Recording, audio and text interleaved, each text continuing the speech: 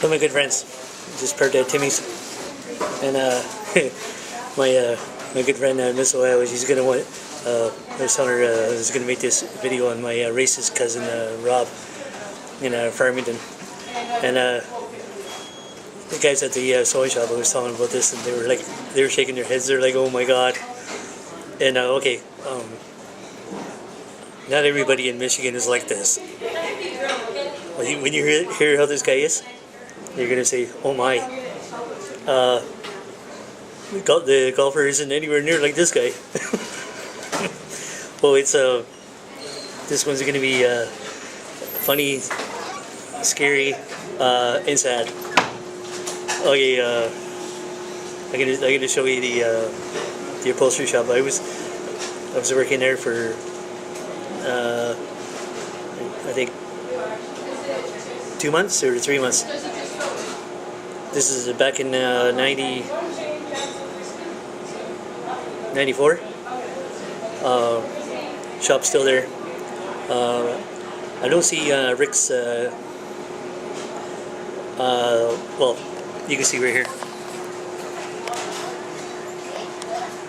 That's the shop. Okay, that I think. Oops. Okay, I screwed that up.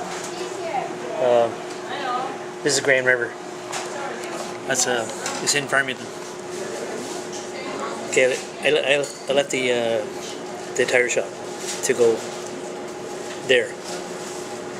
So so I get there and my cousin Rob says, "So, oh, you come in for a visit?" He goes, I said, "No, I'm here to work." He's like, "What?" So he makes a beeline to my uncle and says, "Hey, what are you doing getting him to come work here?" And you didn't tell me. I'm like, "Oh my god. Oh, okay, this starting out bad already." So then so I'm working there, and Rick. Okay, here's where it gets sad and funny at the same time. So Rob had Rick gave me a hard time, trying to scare me away, trying to get me to quit. I didn't quit. They ended up laying me off a week and a half before Christmas. This is what working for relatives does to you. So Rick's doing this anti-Canadian thing with me. Kept riding me every day. I'm like, what's wrong with this guy? And then and he was doing it in front of my cousin Rob. And my cousin wasn't saying anything. I'm like, okay, both these two guys don't mind. I thought, no, I'm not quitting. Sorry. I've been through worse than this. And so and here's the funny. Here's where it all just exploded. Okay, Rick says to me, he says to Rob, Rob, yeah, I think all the Canadian guys should be packed up and shipped back to Canada. And I go, oh really?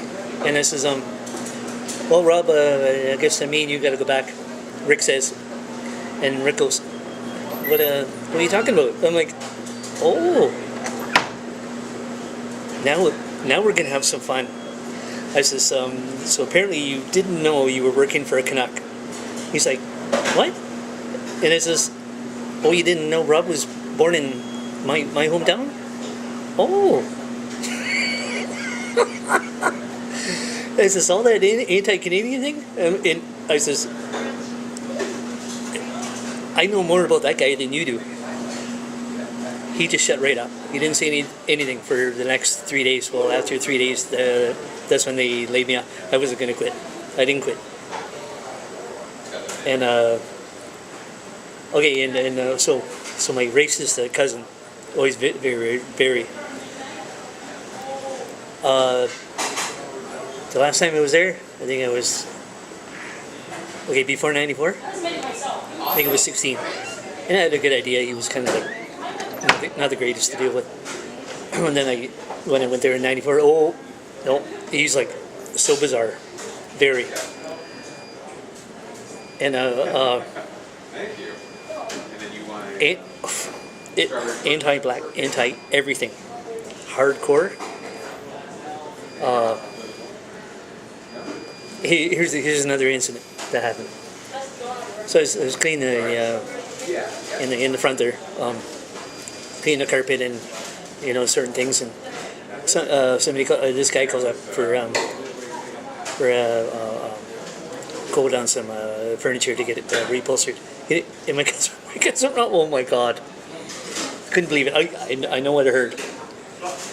He says to the guy on the phone, "You sound like a fag." I'm like, and you're trying to get business in there? Good luck with this one. I figured, don't you kiss this one goodbye. No sooner the next day. Well, actually, no, that same day. Rob goes over to Rick and says, "Hey, Rick, this one guy called up and he was a fag," and he's just saying that like it's no big deal. I'm like, oh my god. And I says, well, yeah, I don't think that guy's come back. Very next day, the guy came in, and I'm like, oh, there's no way I would have. Nope, there's no way. So he comes in, and so after he leaves, Rob comes over. He says, Rick, and he's laughing. He goes, I can't believe that gay bastard, he came in here. And I'm like, oh my god. And then, yeah, like, after hearing that, I thought, no, I'm not going to be here much longer. Not dealing with this. I thought, no, I'll just hang around till New Year, and then I'll look for another job. And I was working over at Frank's Nursery and Crafts. It was only like maybe a block northeast of here. And that was part-time.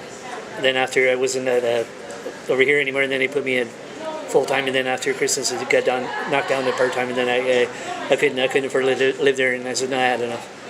And I left. But that's what was going on there. And I was wanting to do this video on this racist bear cousin of mine for a long time, and I watched Free State of Jones with Matthew McConaughey, and that one's half the movie's on slavery. Any movie that I see on slavery, racism, whatever, this is the first guy that comes to mind. This one right here. All the atrocities that's gone on in the world, like with Hitler. Hitler, you would think, well, number one, yeah. Number two, this guy, my cousin right here. He would like to see harm come to her, the best baby on the planet, right here.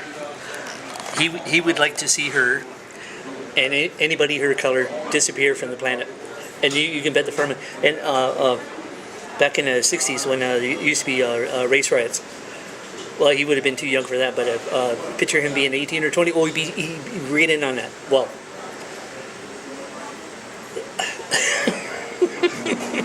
I was telling my friend Jeanette this about my cousin, this goofball, and she's like, oh my god, I can't believe you have relatives. I said, as bad as that is?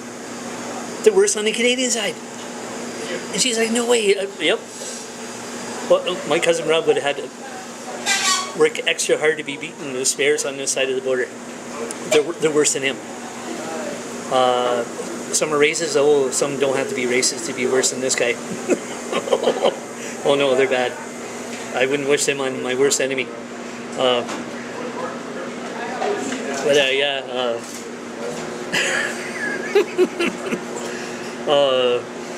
Another disturbing movie, which my cousin Rob would be. He'd say, there's another one called Rosewood. Very disturbing. I just felt get sick.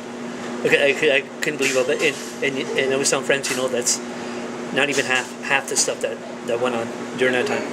And I was down south.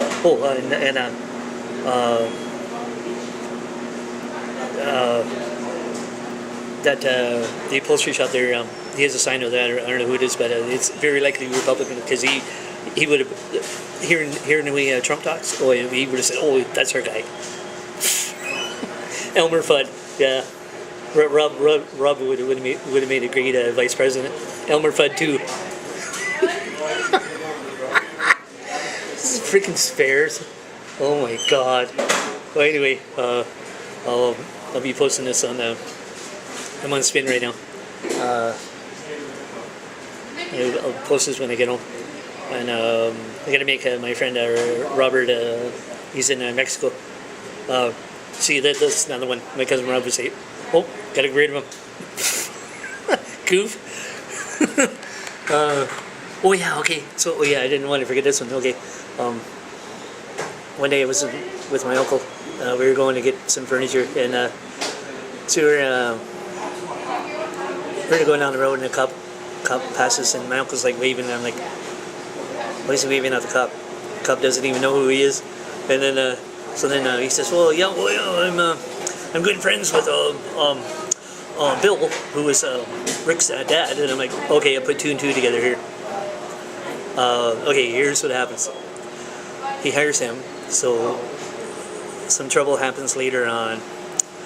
You know, say he gets pulled over. He's gonna say, "Hey, Bill, the chief of fire department. I get a skid work. Oh, really? Oh, have a good day. Yeah, no problem. Don't worry about it." You see how that works? Oh, he's not the only one that does this. Dave Rutherford, QR77 in Calgary. Ask anybody who listens to the show. He does the same thing. He thinks all cops are good. He won't say anything bad about. No, there's bad cops. I'm sorry. He has the blinders on, and plus that helps him down the road. See, he's driving somewhere. Someone says, "Oh, you're Dave Rutherford from QRZ." "Oh, no problem. Hey, have a good day. Yeah, no problem." Butt kissers. That's what it is. Yeah, I don't like that at all. Anyway, okay, I'm gonna finish up here at Timmy's and go back home, and then what am I gonna do today? Make snowmen and watch movies. Okay, and you guys rock.